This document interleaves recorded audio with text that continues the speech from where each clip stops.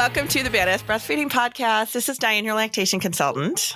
And I'm Abby, the Badass Breastfeeder. And today's episode is brought to you by La Petite Crème.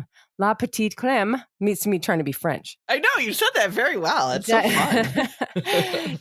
La Petite Crème diapering lotion shields the skin from irritants 24/7 just by cleaning with it at diaper changing time. And today's episode is also brought to you by Original Sprout. Scrumptious Baby Cream is a multi-purpose protective barrier cream to keep skin smooth and soft. And we will hear more from our sponsors later. But you can head to badassbreastfeedingpodcast.com and check out our sponsor page. And if you need anything, see if you can give them any of your business because they make this podcast possible. And while you're there, you can scroll down and enter your email address, and we will send episodes straight to your inbox every week. And I would also like to say that we have new podcast merchandise. Oh my God. It's so exciting.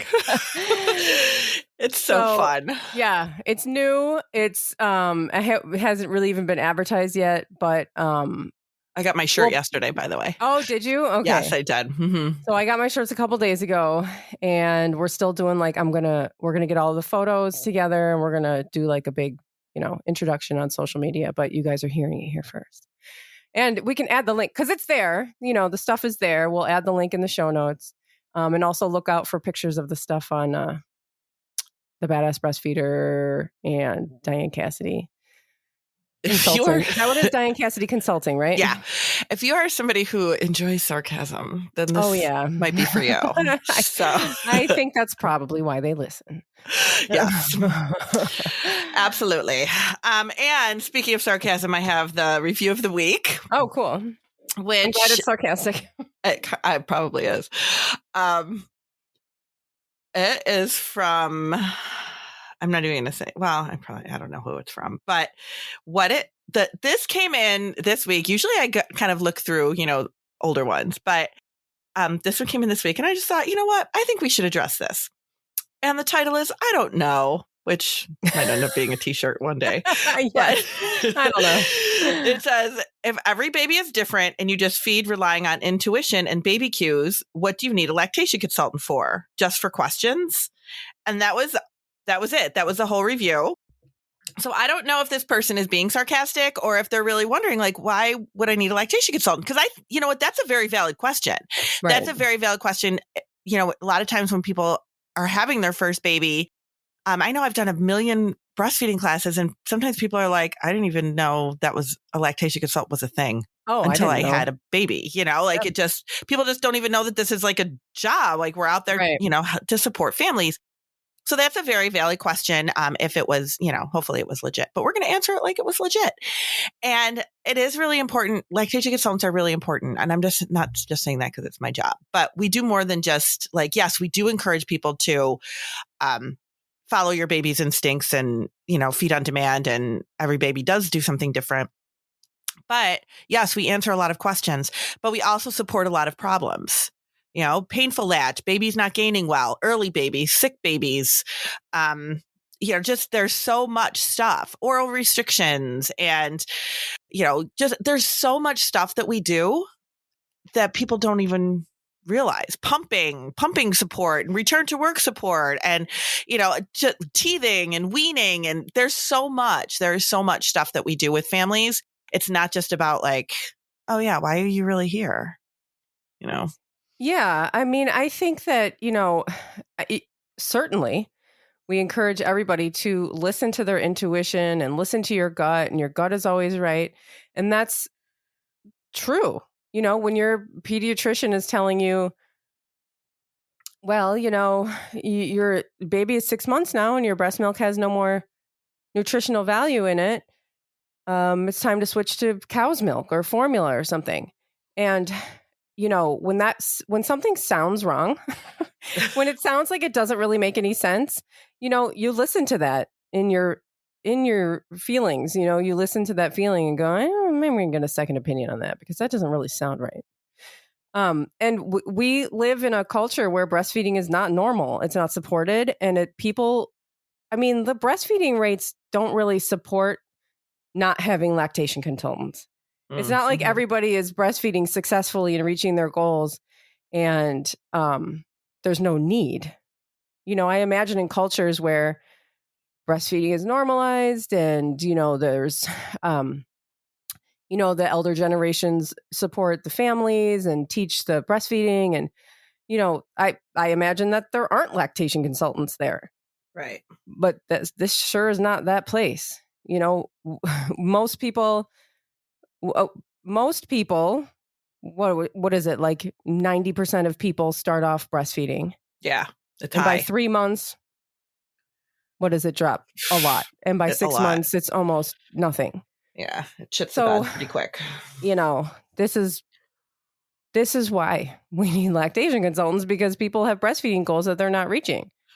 Yeah. And they don't have the information that they need in order to work through the problems that inevitably people have. And I think sometimes, people they develop a bond with other, with certain people. And sometimes they will go to their lactation person with questions. In fact, I just had that happen. You brought up the thing about your baby turns a certain age and pediatricians are like, oh, your breast milk really is like that just happened, I don't know, a week or two ago, where a mom that I've been working with for a year, her baby turned a year, and she went to her pediatrician for the year appointment and talked about, she did say that the baby was still breastfeeding and, a couple times a day or whatever, and at night or before bed or whatever the situation is.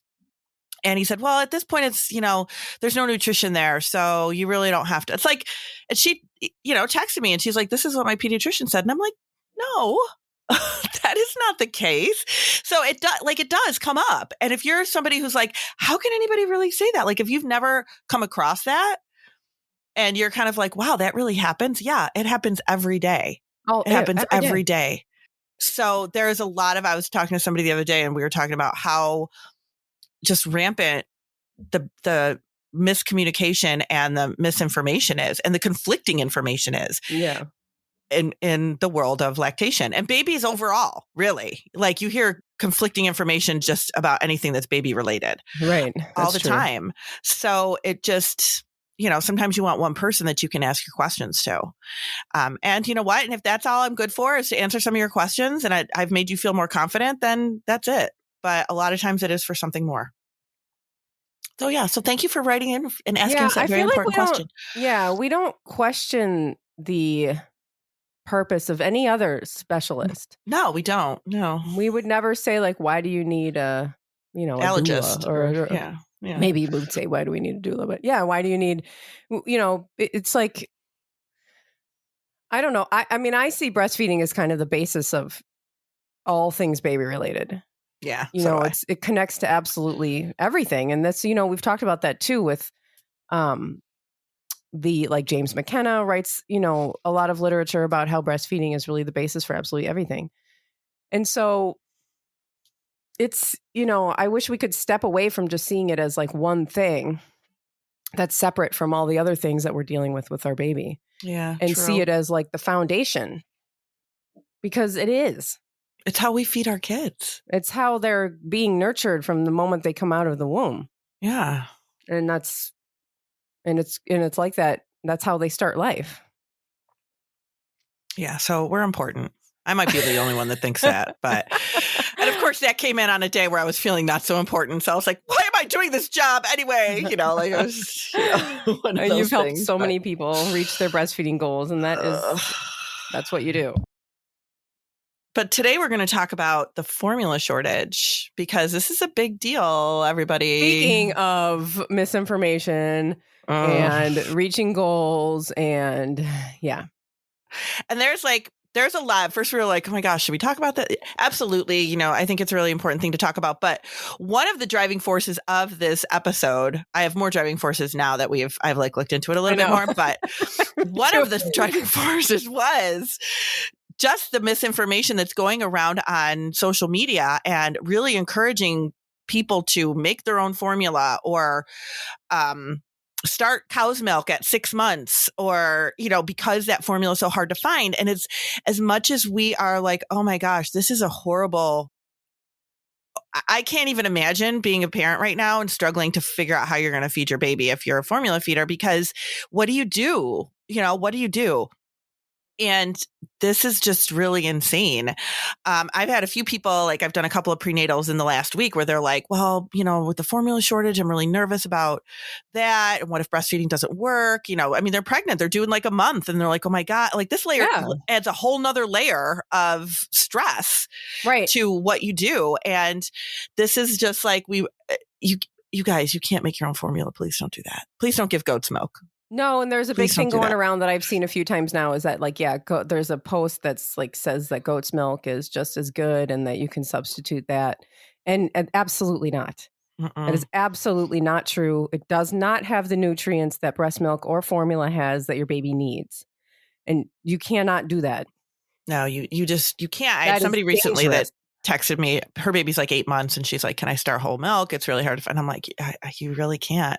Like, you just can't. It doesn't support infant growth at this point. And it can be dangerous. I mean, it could cause allergies. Like there's all this stuff.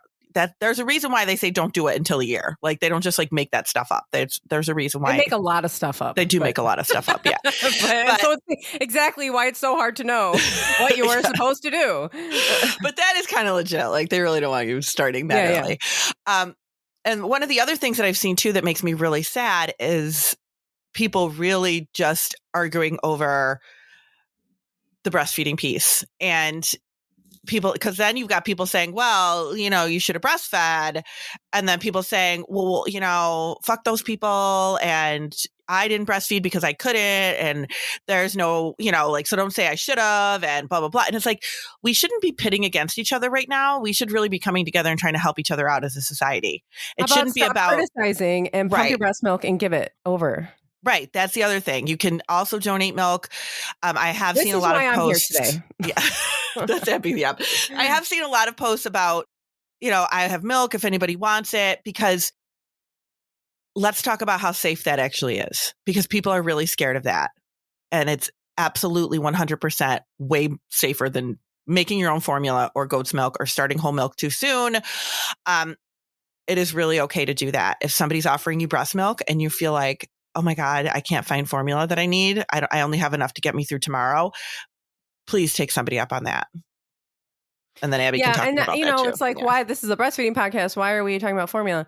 Well, let's face it. I don't know who here is listening that didn't ever have a little bit of formula kept in the closet just in case it didn't work out. Just in case something. Or had to use it at some point.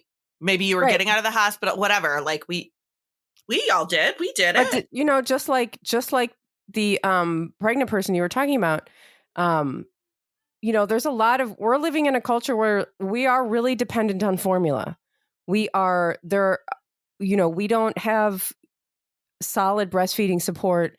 We have people that are dependent. And even if they are breastfeeding, formula is a backup in the back of your mind, right? It's like, okay, well, if this doesn't work, like I know that my baby's not going to starve or whatever, it's like always, it's in the back of at least it was in the back of my mind in the beginning. I mean, I started with formula with Jack. So he was getting that from the beginning, but then even when we stopped, it took me a while to take it out of the house because I was just like, well, what if I fail? What if it doesn't work? What if something happens?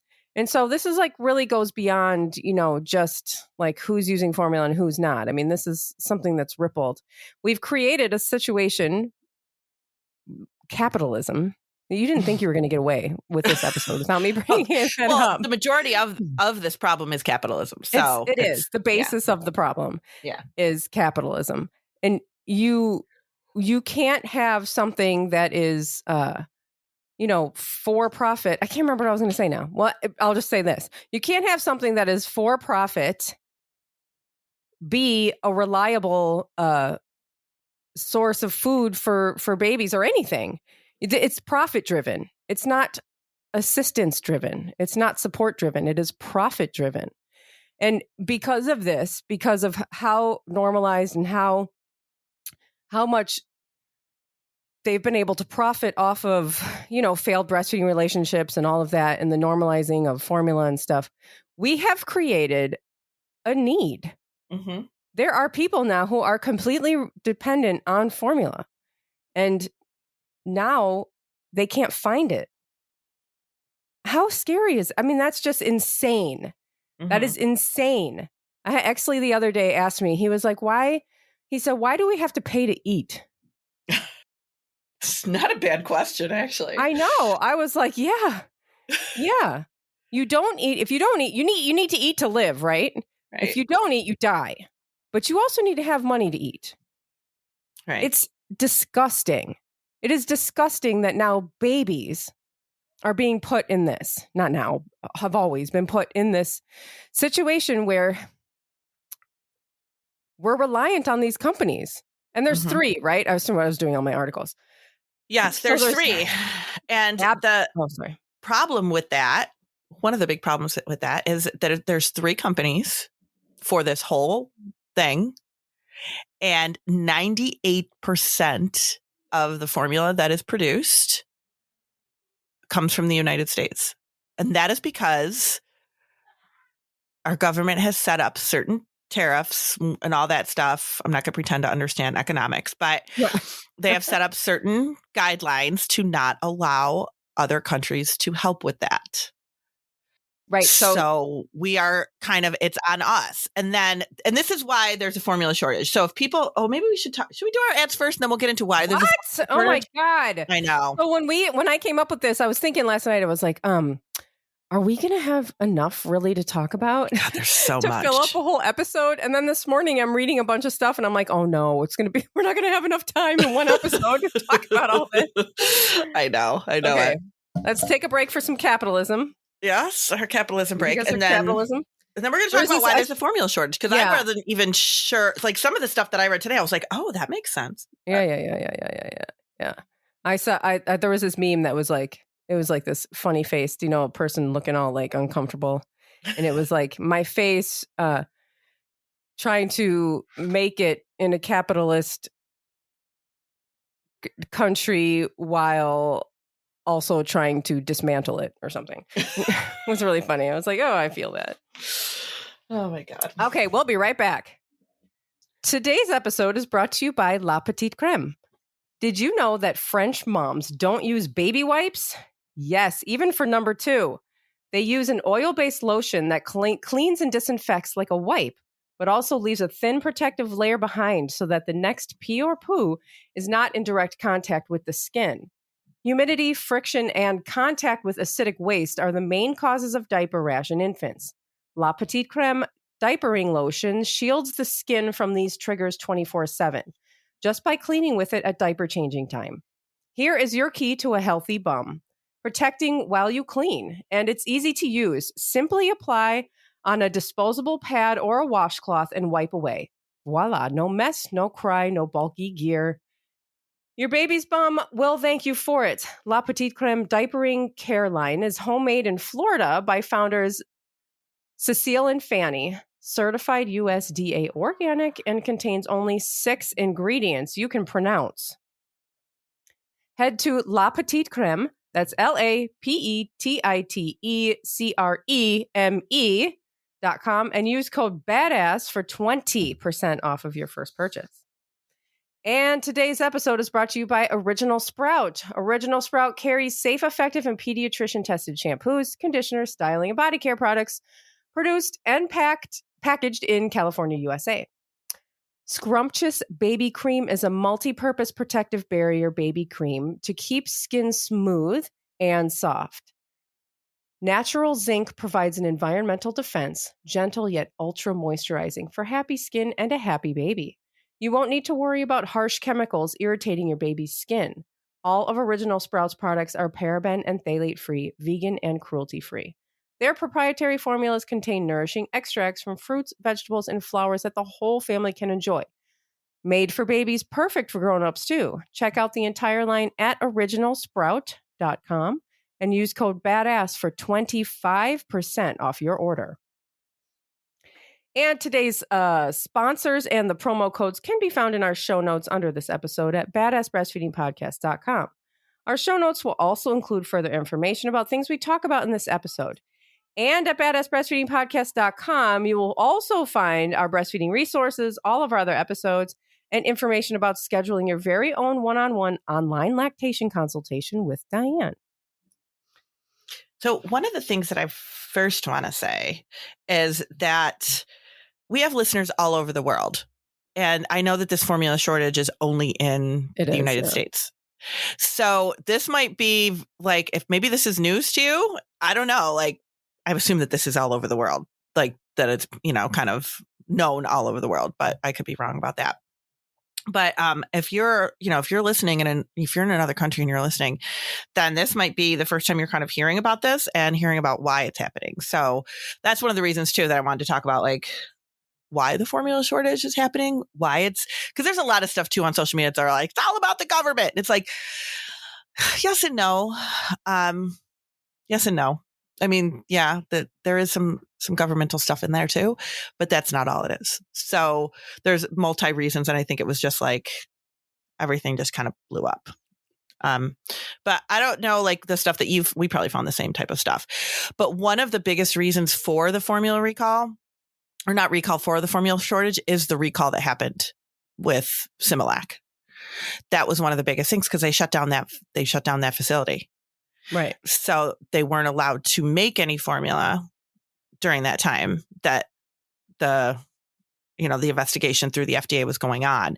So that is one of the biggest reasons, because they cover, like, I think they said that Abbott is like, I don't know, like 43% or something of all formula. Mm-hmm. And then you shut down their production. Yep. Yeah.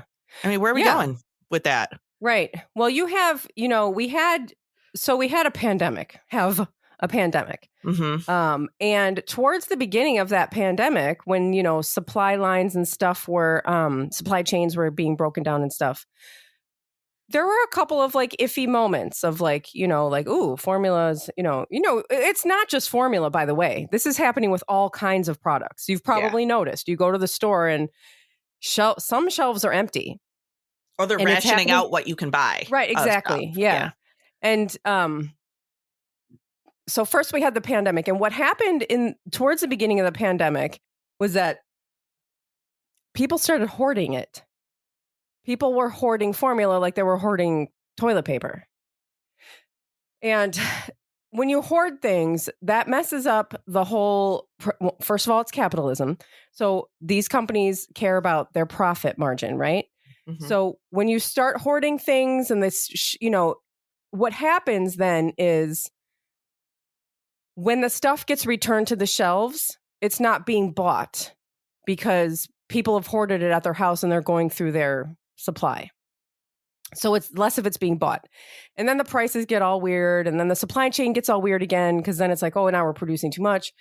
And then they, the prices again, they skyrocket. I mean, again, what will happen is the companies are just trying to make a profit. So they will raise the prices whenever they need to, making it then inaccessible for many people, especially most of the people who are reliant on formula are low-income families and can't afford the skyrocketing prices.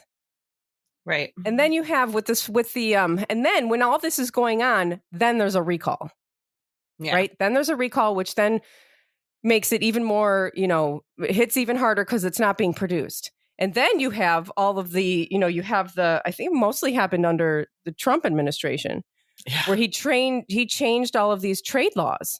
Yeah. Even with Canada, which is a place where apparently we trade a lot of formula. Because, Canada is like a big threat or something. Canadians, how dare you? Oh my God. Yeah, you damn Canadians. I know you're listening. You really that's weird to me. Like I literally live an hour and a half from Canada. Like I could see it sometimes from where I stand, not from my house, like whatever that was. That you sound like I know you that sound one. Like that one lady. She's like, I can see Russia from my what? But I know, right? But I live right on Lake Ontario, and you can like take a boat right over to to Canada, right from off Lake Ontario, and I live right on Lake Ontario. Dianne is basically Canadian, is what she's saying. Right, I'm basically Canadian. But if you're living in like I don't know, like in not a Midwest, but like the Southern or like Texas or something, where it's like Canada, like we do stuff with Canada. It's like we always do stuff with Canada. Like we're right here. Like this is from where. So for me to hear like, what? We're cutting off trade with Canada. Like we go there just we used to go there just for the day. I know, you want to go exactly. to IKEA? You Sure, let's shoot up to Toronto and go to right. IKEA. Like it was, it's not a big deal for us to just Toronto was like Canada. we go to Toronto too. So that's what, and that was, so Trump did that. And so now we don't have any way of getting, it from somewhere else where that could be helpful in a crisis, right? And you mentioned this before, but a lot of European formulas meet the American standards of nutrition, but they're banned here because of, capitalism. We don't want to bring a bunch of stuff in from somewhere else because then our companies won't profit. That's my spin on it. That's what I think is happening. Because it is just, it's fine. It's not, it's good formula. It's, it meets the standards of nutritional standards and stuff, but they're not allowed to sell it. We won't accept it. Right. So you got all those things. Yeah, you have these three things happening together. And then the other thing that I was reading about too, which kind of was kind of near and dear to my heart, was they talked a lot about WIC. Oh, and right. Because WIC, and I worked for WIC, so I saw this, happening all the time. But WIC gets a huge amount of formula. Yeah, they buy a ton. That's a huge part of it. So like WIC, and then when there's like a shortage or whatever, like WIC is still getting theirs because they have contracts with these companies. So now you've got now WIC is getting a certain, percentage of that. And the other thing with WIC is that if you're a WIC family, which WIC is an amazing program. It's an amazing program. Like I was a WIC mom for a while when I was a single mom with my kids. And I was more sad to get off WIC than I was when my kids went to kindergarten. I was just like, oh my God, it was such a great program and it was so, so helpful. And that's how, it really does help families with formula. And if it doesn't provide enough formula for the entire month, but it's because it's a supplemental program, but it doesn't afford you enough to kind of give you a start and give you a little bit of, but the people that are on WIC, they're going to buy that same formula when they go to the store, right? They're going to buy whatever their WIC formula, whatever WIC is giving them, that is what they're going to continue on with, most likely. Yeah, exactly. Which is why the formula companies want that contract. That's why they want that contract. And a lot of times people think that, just like with the hospitals, people think that, oh, this must be the best formula because I'm getting it from WIC. And it's no, it's whoever wins the bid. Yeah. That's really what it comes down to. And I remember I used to think that. And I remember the person I worked for at WIC, she was like, oh no, it's whoever wins the bid. That's who that's what we give. It's not the best form. It's whatever wins the bid. That's what we give out. But they want that so bad because now you're going to just continue buying that formula. So, and then when WIC is, a lot of that formula from these companies is going to WIC. So that's going to be less on the shelves for the regular consumer as well. Now, there are things going on. I was reading that Biden was trying to change a couple of the things with WIC, making it so that people could buy other brands, trying to loosen some of the things to help families get what's available instead of only having just that one option. Oh, that'd be cool. Or some they're working on trying something to try to get people now with access to formula that they can find. By the time the government does anything, this is going to resolve of its own volition. I swear to God. Well, yeah. It's true. It will. But they've got to do something. They can't just, this shouldn't even be an issue. Feeding babies should not be wrapped up in capitalism. It should not be done with a company. It's insane. It's just like insurance. Yeah. Formula should be free. Insurance should be free. We should be able to feed and take care of our health issues. This is insane to me. It's so disgusting. I just posted a thing on Facebook that I shared from, I think it was from a different lactation group. I can't remember even now what Oasis maybe. I don't know. I'd have to look. And it was kind of it had a picture of, formula locked up. And it's I saw that. Yeah. This is kind of we're more worried about somebody stealing formula so that so the company isn't making money than we are about feeding babies. Like, come on. And I mean, it's just. Here's what you need to feed your baby. We're going to put it behind lock and key until you give us money. But I mean, I can't. That makes me so sick to my stomach. Yeah. It's disgusting. And this is one of the things why, of course, we know this is why breastfeeding, this is why they put formula in hospitals, to try to interfere with that breastfeeding relationship getting started in the beginning, because they want you reliant on their product, because breastfeeding can't be profited off of. Now, there are things around that. If you have to work, you need to buy a pump. If you're having issues, you need to buy a lactation consultant, which should be free and covered by insurance. I was going to talk about that too. Yes. The access to lactation support is so minimal that is also disgusting. Like, it's just so minimal to have access to lactation support. Unbelievable. Yeah. And the other thing that I saw that was chilling was people starting to sell their breast milk. Oh, don't do that. I know. Don't ever sell your breast milk. I mean, I don't know. I don't know. I wouldn't do it. No. It's coming free out of your body.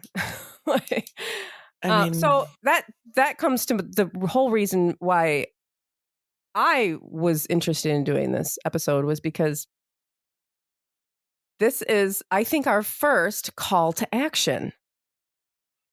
Is it our first? Probably. I think it's our first. Maybe. Our very first call to action. We are calling on you.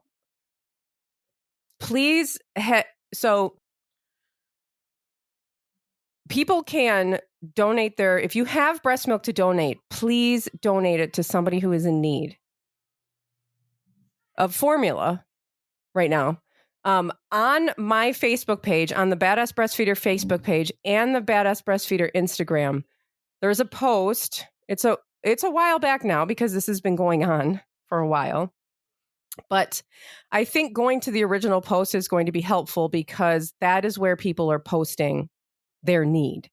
It is a white box, and all it says is, can you donate your milk? Click on that and look at the comments. People are posting most of the people that are seeing this are breastfeeders who are willing to donate. But there are some people who, the more that we keep this thread going, the more that we keep this, this post getting, lots of activity, the more that people who are in need are going to see it. And you can take the link and you can share it into your neighborhood groups.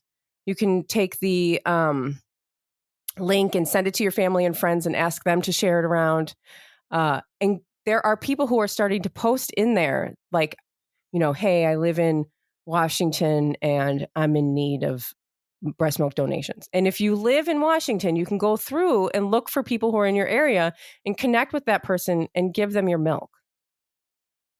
Let's help these people through this, because we have, there are a lot of people who have extra milk and you're donating it. A lot of people donate it already, which is great. Mm-hmm. But I think some people have never really, some people just don't really think about that. They're like, oh, it seems like an extra step. But maybe we can take that extra step right now and try to help somebody out. We'll put the links. I'll make sure that the links are in the show notes of this episode too, so that you can click on those directly to Instagram and Facebook if you can't find them. But you can find them. If you go right on Instagram, on the Badass Breastfeeder Instagram, it's the white, it's a white box. Can you donate your milk? And on Facebook, you can just click into photos and you'll see it and click through there. And it is really safe. It is. I know people worry, like I often will say to somebody who's supplementing with formula, are you, what about donor milk? Is that something that you want to do? And sometimes mom will be like, oh, yeah, but their partner will be like, I don't know, we don't know what's in it. We don't know what the mom is taking. We don't know if she's taking medicine or what her diet's like. It's like, you don't know what's in that formula either. Like, we're really, really, I feel like we're really naive in just trusting the formula process. Well, again, formula is so normal and breastfeeding is not. So it's just easier for us to accept it. But it's really, really okay. It's really safe. You can absolutely do that. Donor milk banks are out there, but that does cost money. Well, that's also the thing, is that milk banks are running low too. Mm-hmm. And so if you know of a milk bank or can donate to a milk bank, you can do that too. And I keep talking about this link. You don't have to have the link. You are already in your city. And I don't know about you, but I have like several groups that are of my neighborhood, like Facebook groups and stuff like that. You can just post right in there. Hey, I've got some extra milk. Is there anybody being affected by this formula shortage that would like to have my milk? I can support you a little bit. And do that. The other thing is too, I know people have thrown this around, and I got a lot of like backlash on one of the things that I read recently on social media that really made me so mad that I actually unfriended the person who posted it. But that's a different story. I was so irritated about this whole satisfying. thing. Just like, you're not my friend anymore. Yeah, I've unfriended a few people this way. Usually I just kind of ignore the stuff, but like when stuff is coming up about like, I just can't even anymore. But this was like about re-lactating. And, somebody was like, oh, yeah, like that's something that you could just do. Actually, it kind of is. So if you are somebody, especially if you're somebody that is maybe you're doing, you're supplementing with formula, you really struggled to breastfeed, really having a hard time with it, or maybe you gave up, or maybe somebody, if you're listening and somebody who really had a hard time with breastfeeding and decided, okay, this isn't for me or whatever, or maybe just didn't even start with breastfeeding, decided that it wasn't for them, and their baby isn't that old, you can actually like get some of that milk back. You really can. I mean, it might be a little bit of an effort of pumping and, latching, trying to latch, working with somebody, but that's better than like going through this formula shortage, honestly, than every day stressing out about what store you're going to travel to see if you can find some. Yeah. So if that's something, share that with people. That's something that you can do. You can re-lactate. A lot of people have done it. A lot of people I know have done it. Like it's something that you can do. I mean, that's an option too. That is an option if you're in that position. Mm-hmm. Yeah. And I know that you are all out there like doing the work, like you're taking the information that you're getting and you're spreading it to your friends and family and helping people on the internet. Like I know you are. I see you and we hear the stories and all of that. We see like, I see the podcast being tagged all over the place. Like, they'll tag the Badass Breastfeeder page and be like, the Badass Breastfeeder has a podcast that you should listen to. She has an episode on this. And, so I see you doing it. So now here's something else you can do. If you're able to. I mean, I don't think I would have ever been able to donate any milk because I was always just pumping the bare minimum. But some people pump more. And if you can, this is the time. This is the time to do it and find somebody in your area. Yeah. Absolutely. Absolutely. Find somebody who might need it, that's willing to take it. If they're unsure if it's safe, you can always even give them, my email and I will, I will talk to them about it, or, badassbreastfeedingpodcast@gmail.com. That comes to me. I'd be more than happy to, try to make people feel a little bit better about taking milk that's donated to them. Yeah. But, it can be, definitely, step into that role.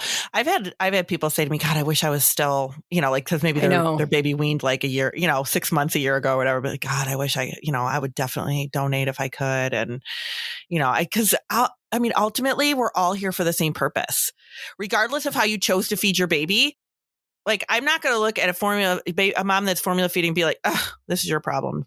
That's awful. Oh my God. Who does that? Right. That's awful. Some people do that, I guess. Some people do that. And those are the people that I unfriended. But, well, because they're like, don't tell me I should have breastfed. And it's like, why are we like, people make choices for different reasons. Everybody makes their own choice. There's no reason to not still support each other based on whatever your choice was. Like, that's fine. Mm-hmm. If you chose to feed your baby with formula, that is a choice you made for your family. There's nothing wrong with that. If you chose to be a breastfeeding parent, that's a choice you made for your family, and there's nothing wrong with that. Like, now if somebody says to you, okay, there's this formula shortage, and the shortage is huge. Like, I didn't realize it's like almost half of the formula that's there. It's pretty bad. It's big. Yeah, it is bad. Yeah. And I think they just didn't. And the other thing I read too is that like with the shortage from like the hoarding of the formula a couple of years ago, then they just did not anticipate the number of babies that were born. Oh, yeah. Because there's all those pandemic babies, too. Remember when the pandemic started, then everyone was home. And I don't know, for some reason, people weren't like having an existential crisis. They were having sex and having babies, which that I blows don't my know how the mind. formula companies didn't figure that was going to happen, but the hospitals Yes, knew. The now there's hospitals all were these- prepping, man. They were like, we know there's going to be a boom. But it's And apparently crazy. breastfeeding rates are going down. Again, I read that too. I did read that too. Yeah. I tried to skim over that part. So, which, I mean, it's just sad. And it makes me feel like it's not, I don't think it's necessarily like more people going, oh, screw that breastfeeding. I think it's really lack of support. And maybe I'm foolish to think that, but that's really what I think. I think it's really lack of support. I think it's, well, I mean, listen, we've been in a pandemic now where all of our normal ways of getting support were taken away from us. So we've actually had less, we were on a trajectory where breastfeeding rates were going up. And now, everything got interrupted. Support was interrupted. And I mean, a lot of people weren't able to work through those problems. Right. It's the same reasons why, there's a lack of formula. It's because, because of all the things that the pandemic interrupted. I mean, I guess good news or not good news, to kind of end with, but is that the FDA did give the Similac group, Abbott, whoever they are, gave them the go ahead to start making formula again. So they said that it'll be probably another month or whatever to 6-8 weeks, something like that, before that formula hits the shelves. Which I'm kind of like, ew, I don't know that I would trust that. But then at the other side of it, it's like, okay, the FDA just went in and swept through that place. So maybe it would be about, maybe people will feel comfortable with that again. But that should be some relief anyway, is that they are going to kick into gear again and start making more formula. One of the other things I read too, which I kind of thought was interesting, was that part of this, like you can also kind of blame the FDA in a way because, it took them so long. I know. Let's do it. Let's get on them. It took them so long to get to. Oh yeah, remember they didn't even respond at first. They didn't. So it took. My God. It took them months. And if you're somebody who didn't really like, we did an episode on that, and I don't know, people were pissed off at us, but it did take them a while. It took the FDA a couple of months to get in and be like, oh yeah, we should probably do something here, and it just. Totally. Shame on them. No, that's so wrong. And then I read something else too that was like somebody said, and he was just like, this is just my thought on it. I have nothing to back this. This is just my thought on it. That when, people started hoarding their formula and then there was less, they started producing less, right? Because how you just explained, they started producing less. They weren't selling it. Yeah. They weren't selling it. So then what companies do, what this person said was, what companies do is then they start to cut back on costs because they're trying to save money because now they're not selling as much product and things can get sloppy. And he's like, I don't know if that's why all of a sudden we had this bacteria outbreak. Yeah. But that's what I'm thinking. Yeah. So, I mean, it really, it all could be related. Well, and you have all of these. And then again, because there were these surges in the pandemic, you had people who were not at work, places that were just like empty, and like you saw with like flights being canceled because all the pilots and the flight attendants were sick. And so you have these companies too that are their factories are working and the factory workers are sick and they're trying to stumble by. God. Yeah, it's really amazing how far-reaching this is, and it's also. It should be a wake-up call. I know it won't be, but it should be a wake-up call to like how maybe we should put a little bit more effort into breastfeeding so that we're not completely reliant on these companies.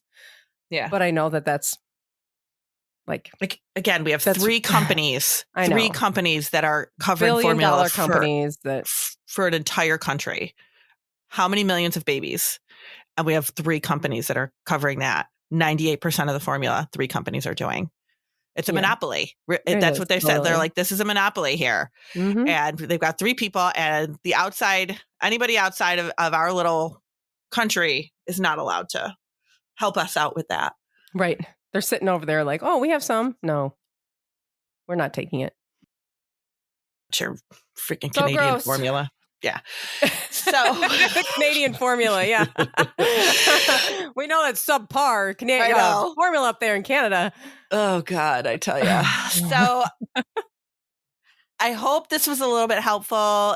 It really wasn't meant to be us just kind of ranting about the whole issue, but a little bit, because I didn't know. I mean, I knew some of the basics of why that this was going on, but I didn't know a lot of it. I didn't know about the whole, trades with other countries. I didn't know that either. I didn't know that either. I know. You look deeper into things and then you just get angry. Yeah. So, and I didn't really think to tell you all the things we find out. Yeah.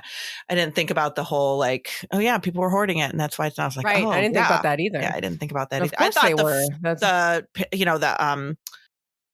the recall, that's what I thought was the biggest part of it. I was like, well, it was, so much of it was recalled. They shut down that plant. So I thought that's what it was, but it was like a perfect storm of other things too. Exactly. So, perfect storm. Yeah. And please, so now it's the end of the episode. Please head out and try to find somebody who you can donate to if you are able to. If you're not able to, don't freak out or anything. But if you are able to, try to find somebody who is affected by this and see if you can help.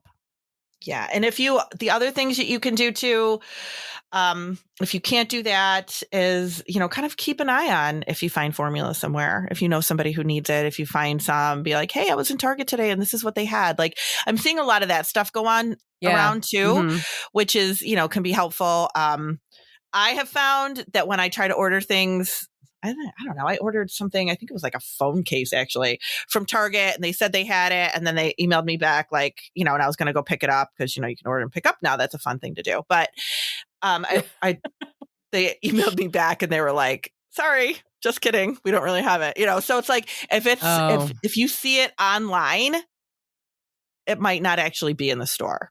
So really be cautious about that. But if somebody is actually in the store and they say, take a picture. This is what I am here right now. This is what they have. This is what happens in our neighborhood group. Somebody will be at the store. They'll take a picture and they'll post it in the group and they'll be like, hey, listen, there's formula over here. I saw it was happening a lot with sanitizer. They're like, there's hand sanitizer over here at Target on Sheridan. So yeah, that's something you can do too.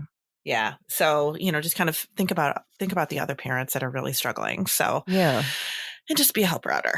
But that's it. Helper outer. I like that. Be a helper outer. That should be a t-shirt too. Oh, and if you have ideas for things that should go on our shirts, let us know because it's really easy to put them on there. And I really like be a helper outer. Yeah, that's I might have to make that one. Yeah. But yeah, look at the new one we have, and then you'll understand what we're looking for. So yeah, right. Yeah. Or in things that we say. I don't know. I was trying to think about things that you and I say a lot, and I can't, except fuck capitalism or something, which is. But if you all can think of something, we would love to hear it because we can make stuff out of it and wear it around, and it'll be fun. Yeah, it's always fun. And that's it. Thanks for listening. Bye. Bye.